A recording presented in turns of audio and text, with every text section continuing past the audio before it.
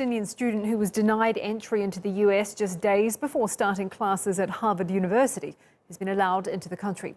US officials reissued Ismail Ajawi's visa after reviewing his case. He was deported to Lebanon on August the 23rd. Ajawi said immigration officials at the Boston airport had questioned him for hours over politically charged social media posts written by friends. In June, the US State Department announced visa applicants would be required to submit their social media details.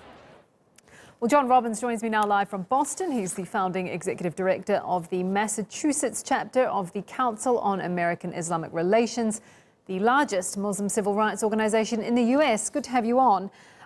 First off, why do you think that the US changed its mind on this? Was it public pressure, do you think? I do, and thank you for having me to discuss this issue. It was a situation which should have never happened in the first place and which was only rightly revoked following a public outcry and media attention. This is something that happens every day to untold numbers of individuals from Muslim backgrounds and from Muslim-majority countries who are trying to enter America legally, who have been extremely well vetted, and who have no legitimate grounds to be denied other than the racism and bigotry of immigration officials and enforcement agencies. Yeah, we've already seen reports of another similar case happening with a gentleman from Pakistan who, again, already had a visa approved. Do you think that Ajawi's case was more an issue of racial profiling or Islamophobia, or is the bigger issue, or perhaps another issue, the ability of customs officers to search anyone's personal device at the border without a search warrant? Well, it falls into both categories. Muslims are much more likely to be searched in these ways through these overreach techniques, which really have no basis and no grounding.